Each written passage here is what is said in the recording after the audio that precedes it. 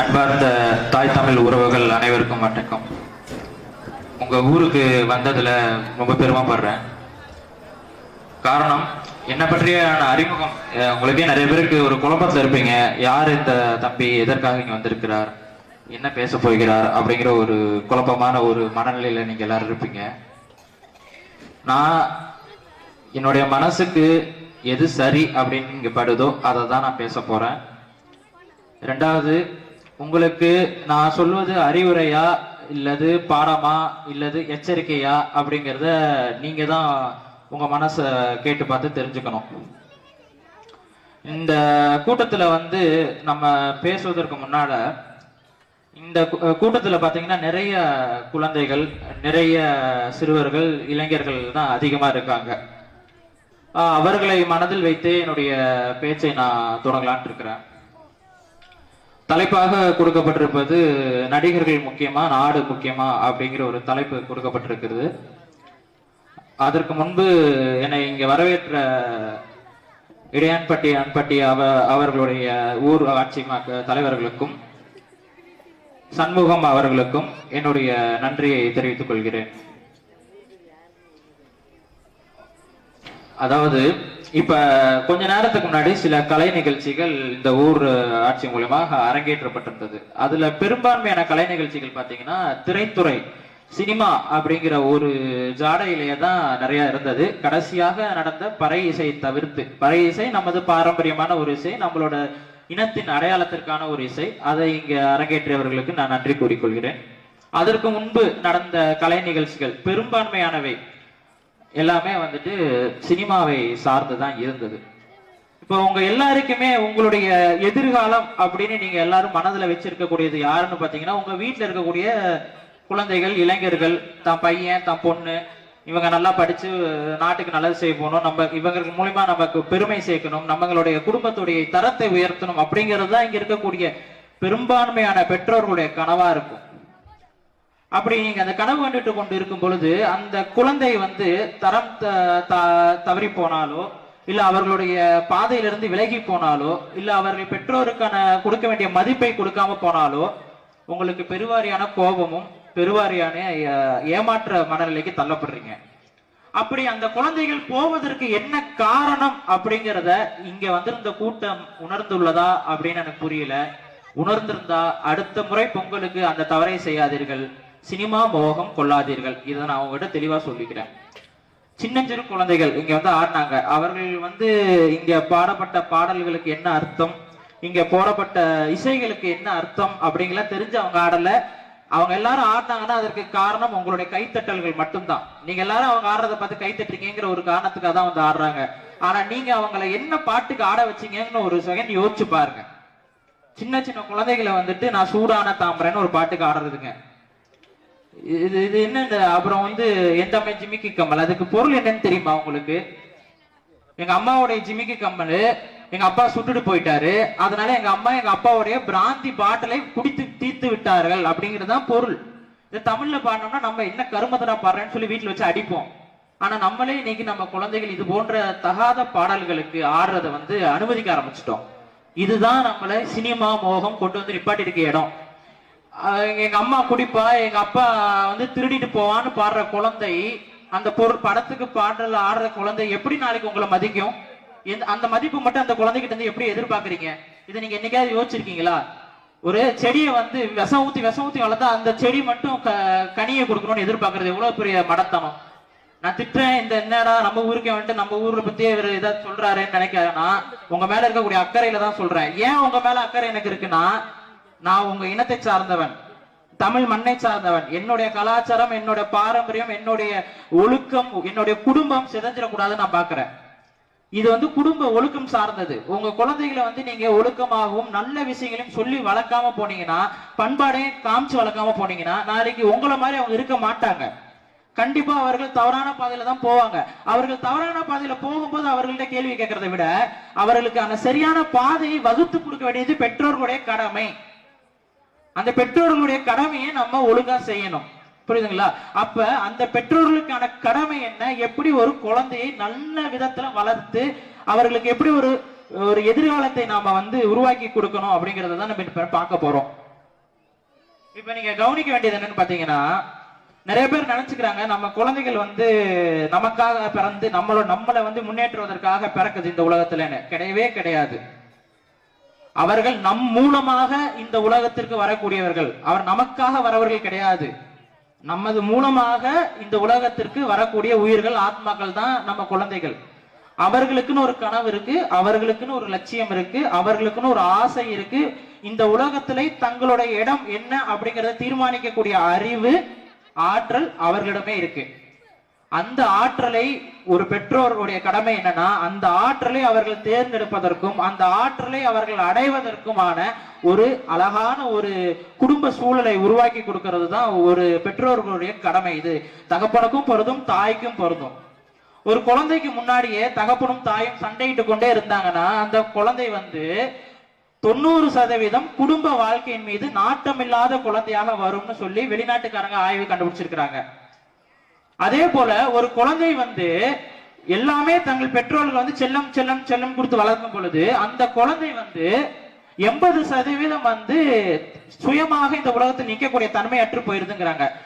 அப்ப இந்த ஆய்வுகள் எல்லாமே சொல்ல வருவது என்னன்னா, இந்த குழந்தைகளுடைய வளர்ப்பு முழுக்க முழுக்க பெற்றோருடைய கடமையாகத்தான் இருக்கு. ஒரு குழந்தை எப்படி மாறுதுங்கிறதும் பெற்றோர்கள் கையிலேயே இருக்கு. அப்படிப்பட்ட பெற்றோர்களுக்கு ஒரு மாபெரும் பொறுப்பு இருக்கு, குழந்தையை எப்படி வளர்க்கணும். இப்ப நீங்க நிறைய டிவி சேனல் பாப்பீங்க, இந்த குழந்தைகள் வச்சு பாட விடுறது, குழந்தைகள் வச்சு ஆட விடுறது, இன்னும் நிறைய விஷயங்கள்லாம் இருக்கு. இது எல்லாமே வந்து பாத்தீங்கன்னா, என்னைக்காவது இந்த டிவி நிகழ்ச்சிகள்லாம் உங்க குழந்தைகளுக்கு என்ன மாதிரியான கல்வியை நம்ம சொல்லிக் கொடுக்கணும், உங்க குழந்தைக்கு நீங்க வீட்டுல கத்துக் கொடுக்கக்கூடிய பாடங்கள் என்ன, ஏதாவது சொல்லி கொடுத்துருக்காங்களா? அதை சொல்ல மாட்டாங்க. அதுதான் சமூக அக்கறை என்பது இந்த சினிமா உலகத்திற்கோ இல்ல திரை உலகத்திற்கோ கிடையாது. இதை நீங்க மண்டையில ஏத்திக்கோங்க. சினிமா வந்து உங்களுக்கு ஒருபோதும் நல்லதே சொல்லி தராது. அது கைத்தட்டலுக்கும் விசிலுக்காக மட்டும் தான் செய்யும். அது கவர் செய்யும் ஆபாசத்தையும் தான் உங்க வீட்டுல கொண்டு வந்து சேர்த்திருக்கு. நம்ம வீட்டுல வந்து பெண்கள்லாம் ஒழுக்கமா இருக்கணும், நம்ம ஒருவனுக்கு ஒருத்தியா வாழணும் அப்படிங்கிற கோட்பாடெல்லாம் வந்துட்டு சொல்லிக்கிட்டு இருப்போம். சொல்றோமா இல்லையோ, அதெல்லாம் கூட சொல்லி தரதில்லை இந்த பெற்றோர்கள். எங்க அப்பா அம்மா எல்லாம் சொன்னாங்க, பொண்ணுங்களோட எல்லாம் பழக கூடாதுரா, சின்ன வயசுல சொன்னாங்க என்கிட்ட. அது இதெல்லாம் என் மெண்டல் இருக்கு. ஆனா இன்னைக்கு அதெல்லாம் சொல்றது இல்ல. குழந்தை ஆனா வளரும் பொழுது எதை பார்த்து வளருது? சினிமா பார்த்து வளருது. சினிமா பார்த்து வளர்ற குழந்தைகளை நம்மளும் டூயட் ஆட விட்டோம்னா நாளைக்கு அது என்ன பண்ணும்? காலேஜ் போகும்போது அந்த ஆசையில யாராவது ஒருத்தனை இழுத்துட்டு போகும். இழுத்துட்டு போகும்போது அவனை போய் அவன் வேற சாதிக்காரன் இழுத்துட்டு போயிட்டான், வேற குடிக்காரன் இழுத்துட்டு போயிட்டான், போயிட்டு அவனையும் வெட்டி இவனையும் வெட்டி. அப்ப யாரு மேல இருக்க தப்ப யாரு மேல நம்ம திணிக்கிறோங்கிறத நம்ம போதல பார்க்கணும். முழுக்க முழுக்க தப்புக்கு உரியவர்களாக இருக்கக்கூடியவர்கள் இங்க பெற்றோர்களே. நான் ஏன் அப்படி நான் சொல்றேன்னா, நான் வந்து உட்கார்ந்து இருந்தேன், நான் ஒரு விருந்தினர், உங்களுடைய ஊருக்கு நான் ஒரு விருந்தினரா வந்திருக்கேன். இந்த ஊர் பழக்க வழக்கம் என்ன அப்படிங்கிறத நான் ஆய்வு செய்யறதுக்கு வரேன். இந்த ஊர்ல இருக்க மக்களுடைய சிந்தனை என்ன மாதிரி இருக்குங்கிறத பார்க்க வரேன். நான் வந்து பார்க்கும்பொழுது இங்க குழந்தைகள்லாம் வந்து ஒரு ஆபாச பாட்டுக்கு ஆடிக்கிட்டு இருக்காங்க, பெற்றோர்லாம் கை தட்டிட்டு இருக்கீங்க. எனக்கு எப்படி ஒரு நல்ல அபிப்பிராயம் வரும் இந்த ஊர் மேல? நீ யோசிச்சீங்களா? இதுதான் சமூக அக்கறை. ஒரு ஊர் அப்படிங்கிறது வந்து ஒரு ஊராட்சி, ஒரு ஒன்றியம், ஒட்டுமொத்த சமூகத்திற்கான ஒரு பிறப்பிடம் இந்த ஊர். இந்த ஊர் தான் உங்களோட பண்டிகை, உங்களோட கலாச்சாரம், உங்களுடைய நிலை. இந்த ஊர் மக்கள்னா யாரு என்ன அப்படிங்கிறது சினிமால பார்த்திருப்பீங்க. ஒரு சில ஊர்கள்ல வந்து தீபாவளி கொண்டாடாம இருக்காங்க. என்ன காரணம் அப்படின்னா, அவங்க ஊர்ல இருக்கக்கூடிய வவ்வால்கள் பறந்து போயிடக்கூடாதுங்கிறதுக்காக தீபாவளியே இப்ப கொண்டாடாம இருக்கிறாங்க. புரியுதுங்களா? அப்ப அந்த ஊர் வந்து டிவில வருது. இதே போல உங்க ஊர் ஒரு தனித்துவமான ஒரு தன்மையில இருக்கணும்னா நீங்க அந்த ஊரை அவ்வாறு வழிநடத்த வேண்டும். ஒரு ஊர் தலைவர் அப்படிங்கிறவரு அந்த ஊருக்கு நல்லது கெட்டது எல்லாத்தையும் சொல்லி மக்களை வந்து ஒரு அழகான ஒரு இதுக்குள்ள வழி நடத்தும். அதுதான் ஒரு ஊர்ல இருக்கக்கூடிய பெரியவங்களுக்கு இருக்கக்கூடிய பொறுப்பு. அந்த பொறுப்பை இன்று தமிழக மக்கள், உங்க ஊர் மட்டும் கிடையாது, தமிழ்நாட்டில் இருக்கக்கூடிய பெருவாரியான ஊர்களில் நடக்கக்கூடிய பிரச்சனை, இந்த பிரச்சனை இதுவரைக்கும் யாராவது திருத்துறதுக்கு முயற்சி பண்ணிருக்கிறோமா? முயற்சி பண்ணதே கிடையாது. இப்ப எல்லாரும் சொல்லியிருப்பாங்க தமிழர் தேசியம், தமிழர் தேசியம். அது என்னது தமிழர் தேசியம்? நம்ம எல்லாருக்குமே தெரியும், நாம எல்லாம் தமிழர்கள். தமிழர்கள்னா என்ன? நம்மளுடைய தாய்மொழி தமிழாக கொண்டவர்கள் நம்ம எல்லாம் தமிழர்கள். அப்ப நமக்குன்னு ஒரு கலாச்சாரம் இருக்கு, நமக்குன்னு ஒரு பண்பாடு இருக்கு, நமக்குன்னு ஒரு நாகரிகம் இருக்கு, நமக்குன்னு விருந்தினரை உபசரிக்கக்கூடிய பண்பு இருக்கு, நமக்குன்னு சில நாம்ஸ் இருக்கு. இது எல்லாத்தையும் நம்ம ஃபாலோ பண்றதுனால, இது எல்லாத்தையும் பின்தொடர்றதுனால நாம எல்லாம் தமிழர்கள் ஒரு இன அடையாளத்துக்குள்ள, இன வரையறைக்குள்ள இருக்கிறோம். அப்ப இவைகள் எல்லாத்தையும் நாம் தொடர்ந்து பின்பற்றுகிறோமா? பற்றணும். தொடர்ந்து பின்பற்றாட்டி நமக்கு அந்த அடையாளம் இல்ல. இந்த அடையாள இழப்பு, இந்த அடையாள சிதைவு எதனால் ஏற்படுதுன்னு பாத்தீங்கன்னா, இன்றைய காலகட்ட திரைத்துறை மோகத்தினால் ஏற்படுது. நம்மளோட வரலாறு எதுவும் படிக்கிறது இல்ல. எப்பவுமே தெளிவா புரிஞ்சுக்கோங்க, இந்த ஊருடைய வரலாறு தெரியாதவன் இந்த ஊருக்கு ஒரு தலைவனாக அமைய முடியாது. அதே போல இந்த இனத்துடைய வரலாறு அறிய முடியாத ஒருவன், இல்ல இந்த இனத்தோட வரலாறு தெரியாத ஒருவன் இந்த இனத்திற்கான தலைவனாக ஆக முடியாது. ஆனா நம்ம குழந்தைகளுக்கு எத்தனை பேருக்கு நம்மளுடைய வரலாறு சொல்றோம்? இன்றைய காலகட்ட குழந்தைகளுக்கு அவங்க தாத்தா பாட்டிக்கு தான் பாட்டன் பூட்டன் பேர் தெரியல, தான் குடும்பத்தோட வரலாறே தெரியல. ஏன் அவன் என்ன குடியில பிறக்கிறான்னு கூட தெரியல. தன்னுடைய சுற்றத்துடைய வரலாறும் தன்னுடைய பக்கத்துல இருக்கவங்களுடைய வரலாறும் தன்னுடைய நாட்டுடைய வரலாறும் தெரியாதவங்க எப்படி நாளைக்கு ஒரு நல்ல தலைவராக முடியும்? இந்த வரலாறை சொல்லிக் கொடுக்க வேண்டிய கடமை பெற்றோர்களுக்கு உண்டு. பெற்றோர்கள் என்ன வரலாறு சொல்லிக் கொடுக்கிறோம்? குழந்தைகளை கூப்பிட்டு கேளுங்க, ஏதாவது ஒரு வரலாற்று பேர். கண்ணகினா யாரு தெரியாது, வள்ளுவர்னா யாரு தெரியாது, நம்ம தமிழர் வரலாறுல இருக்கக்கூடிய தீரன் சின்னமலை யாரு தெரியாது, வேலுநாச்சியார் யாரு தெரியாது. இது எதுவுமே நம்ம சொல்லி கொடுத்ததுல. கட்டப்பா யாரு எல்லாருக்கும் தெரியும், பாகுபலி யாரு எல்லாருக்கும் தெரியும். அது உண்மையான வரலாறா? கிடையவே கிடையாது. ஒரு பொய்யான ஒரு சினிமா வரலாறை நாம எல்லாம் தூக்கி சுமக்கிறோம், அந்த படத்தை நல்லா ஓட வைக்கிறோம். அந்த கதையை கொண்டு வந்து குழந்தைகிட்ட சொல்லி, குழந்தைகளுக்கு கட்டப்பாவை தெரியுது, பாகுபலியை தெரியுது, ராஜராஜ சோழனை தெரியல. அப்ப இதை நம்ம புரிஞ்சுக்கணும். ஏன் இது தெரியாம போச்சு?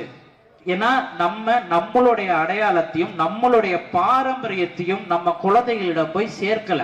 அப்படி சேர்க்காம அந்த குழந்தைகள் ஒரு பருவ வயசுக்கு வரும் பொழுதோ, இல்ல அந்த குழந்தைகள் டீனேஜ் சொல்லக்கூடிய அந்த 13 வயசுக்கு வரும் பொழுதோ, 14 வயசுக்கு வரும் பொழுதோ நம்ம எதிர்த்து பேசி நமக்கு அடங்காம செயல்படும் போது நமக்கு ஒரு அளவுக்கு அதிகமான கோபம் வந்து, வெறுப்பு வந்து, அந்த வெறுப்பை அந்த குழந்தைகிட்ட காமிச்சு, அந்த குழந்தை திருப்பி நம்ம கிட்ட வெறுப்பை காமிச்சு, அதுக்கு அடுத்து அந்த குடும்பமே ஒண்ணும் இல்லாம போயிருது. இதுதான் இன்னைக்கு தமிழ்நாட்டில் இருக்கக்கூடிய முக்காவாசி பேருடைய பிரச்சனையா இருக்கு. இரண்டாவது, நம்ம எல்லாருமே என்ன சொல்றோம்? ஒரு ஆரோக்கியமான குடும்பம் வேணும், ஒரு ஆரோக்கியமான வாழ்வு வேணும். அந்த ஆரோக்கியமான குடும்பத்திற்கும் அந்த ஆரோக்கியமான வாழ்வுக்கும் என்ன தேவை? ஒழுக்கம் மிக மிக முக்கியமானது. ஒரு கணவன் அந்த குடும்பத்துக்கு தான் உழைச்சு கொடுக்கணுங்கிற அந்த ஒழுக்கம் இருக்கணும்.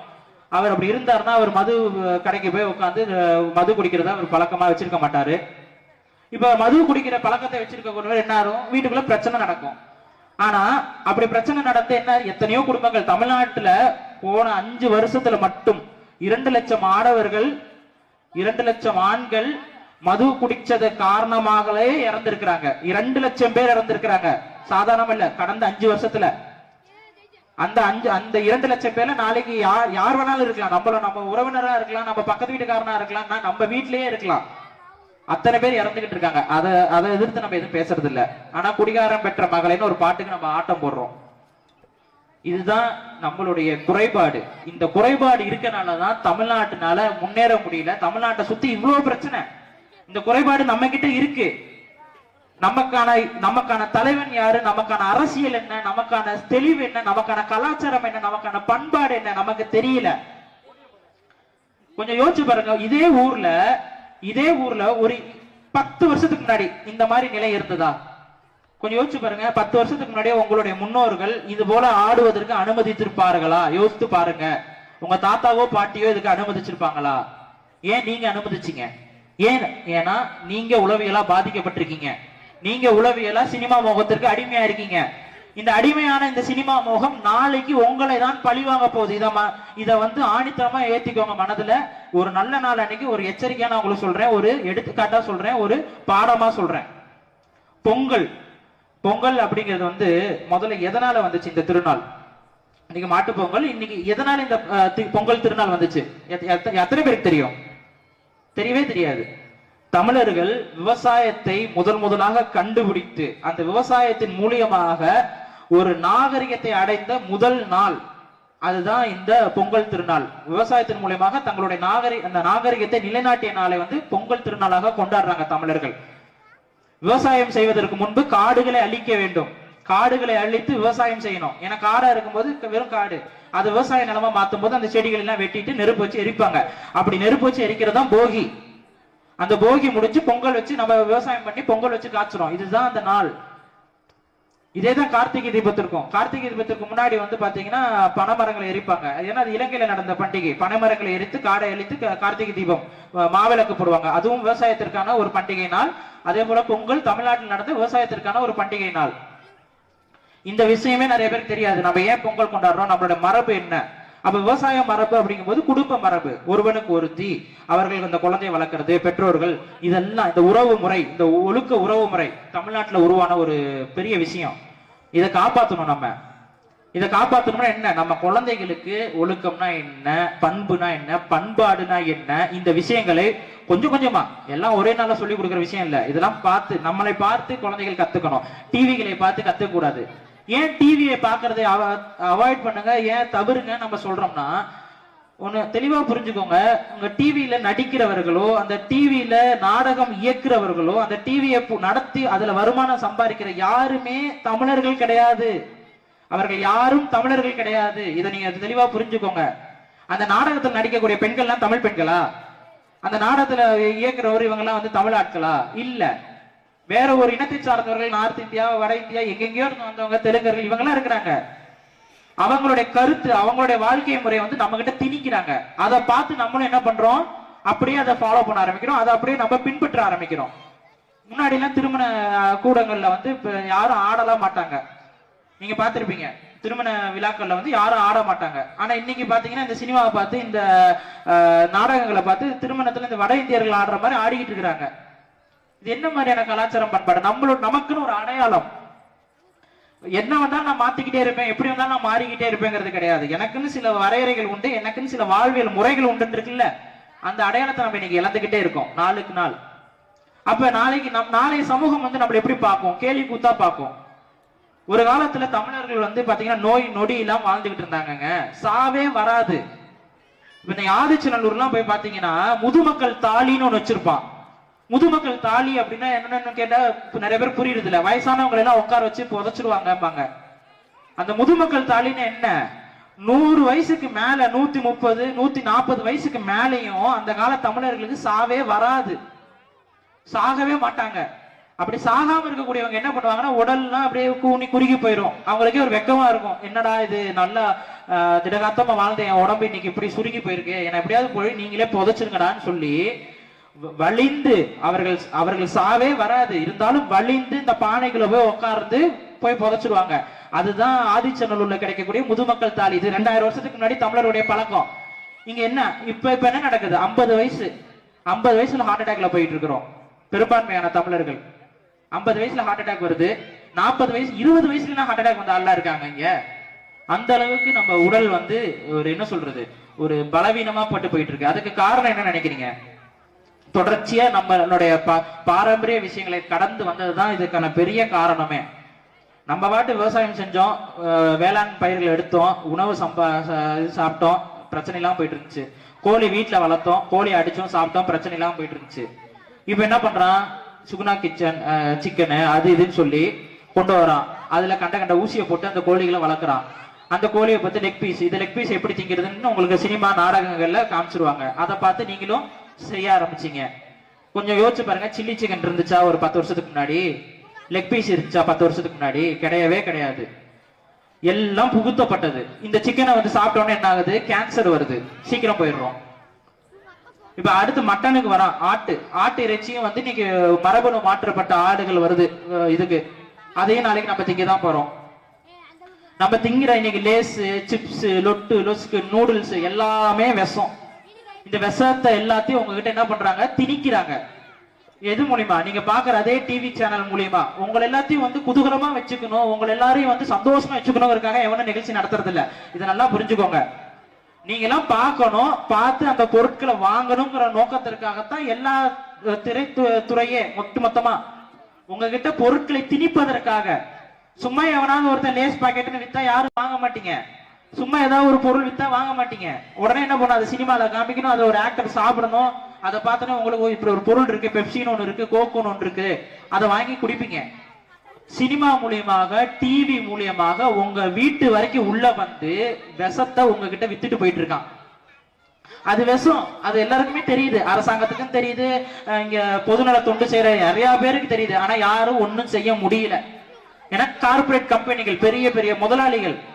நம்ம ஏமாந்துக்கிட்டு இருக்க வரைக்கும் அவன் ஏமாத்திட்டு தாங்க இருப்பான். அதனாலதான் சொல்றோம், நம்ம ஏமாறாம நம்ம இருக்கணும்.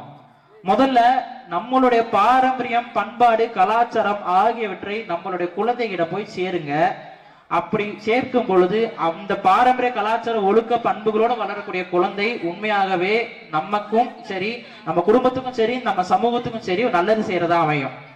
அந்த நோக்கத்தை மனதில் வச்சு இன்னைக்கு கவனிச்சீங்கன்னா பல்வேறு அரசியல்வாதிகளா இப்ப யார் வரான்னு பாத்தீங்கன்னா சினிமாக்காரங்க வராங்க. ரஜினியா இருக்கட்டும், கமலா இருக்கட்டும், இவங்கெல்லாம் எந்த நோக்கத்துல வராங்கன்னு நினைக்கிறீங்க? உங்களுக்கு நல்லது செய்யணுங்கிற நோக்கத்துல வராங்களா? உங்களுக்கு நல்லது செய்யணும் நோக்கத்துல வந்திருந்தாங்கன்னா அவர்கள்லாம் என்னைக்கோ வந்திருக்கணும். என்னைக்கோ ஜெயலலிதா அம்மையார் இருந்தாங்க, கலைஞர் இருந்தாங்க. இவங்கெல்லாம் அரசியல் செய்யும் போது ரஜினி இருந்தாரு, கமலஹாசன் இருந்தாரு. அப்பெல்லாம் ஏன் வரல, இப்ப ஏன் வராங்கன்னா இதை நீங்க புரிஞ்சுக்கணும். அவர்கள் நோக்கம் உங்களுக்கு நல்லது செய்யணும் இல்ல, ஆஹா தமிழனுக்கு தலையில எவனும் இல்லடா, இந்த நேரத்துக்கு வந்தா நல்லா சம்பாதிக்கலாம், இவன் ஏமாறுற கூட்டம் எப்படி ஏமாறுவான், ரஜினி வந்தா எல்லாரும் பண்ணுவீங்க, எல்லாம் போய் நிற்பீங்க, ஓட்டு போடுவீங்க. அவரை பதவிக்கு வருவாரு. பதவிக்கு வந்து என்ன பண்ணுவாரு, ஒவ்வொன்னா நமக்கு எதெல்லாம் தேவையோ அது எல்லாத்தையும் இல்லாம பண்ணுவாரு. இப்பவே நீங்க நல்லா கவனிக்கணும், ரஜினி அரசியலுக்கு வந்த பெருமையில ரஜினி ரசிகர்கள் என்ன பண்றாங்க, கெடா வெட்டு ஏற்பாடு பண்ணிருக்காங்க. கெடா வெட்டு நம்ம பாரம்பரியம், நம்ம ஊர்ல கெடா வெட்டுறோம். இந்த கெடா வெட்டு ஏற்பாடு பண்ணிருக்காங்க. உடனே பீட்டாங்கிற ஒரு நிறுவனம், ஒரு தனியார் தொண்டு நிறுவனம், அது என்னன்னா தமிழர் கலாச்சாரம் பண்பாடு பாரம்பரியத்துக்கு எதிராக இருக்க ஒரு ஜல்லிக்கட்டுக்கு தடையை கொண்டு வந்தது இந்த பீட்டா தான். அந்த பீட்டாங்கிறவன் என்ன பண்றான், உடனே ரஜினிக்கு விண்ணப்பம் கொடுக்குறான், இந்த மாதிரி உங்க ரசிகர்கள் கெடா வெட்ட போறாங்க, அதை தடுத்துருங்கன்ட்டு. உடனே ரஜினி தடுத்துட்டாரு. கெடா வெட்டுதல் தமிழர் பாரம்பரியம், அதை செய்யறத யாராலையும் தடுக்க முடியாதுன்னு ரஜினி சொல்லி இருக்கணும். ஏன் சொல்லல, ஏன் தடுத்தாரு? ஏன்னா ரஜினி தமிழர் இல்ல. இங்க இருக்கிற எத்தனை பேருக்கு ரஜினியோடைய பேர் தெரியும்? ரஜினி தெரியும். ரஜினியோட பேர் எத்தனை பேருக்கு தெரியும்? சொல்லுங்க பாப்போம், யாராவது சொல்லுங்க. ரஜினியோடைய சொந்த பேர் என்ன? சிவாஜி ராவ் கேக்வாட். இது எத்தனை பேருக்கு தெரியும்? சிவாஜி ராவ் கேக்வாட். அவர் நிறைய பேர் கன்னடக்காரர் நினைச்சுக்கிட்டு இருக்கீங்க. ரஜினி கன்னடம் கிடையாது, கர்நாடகத்தில் உள்ள ஒரு மராட்டியர்.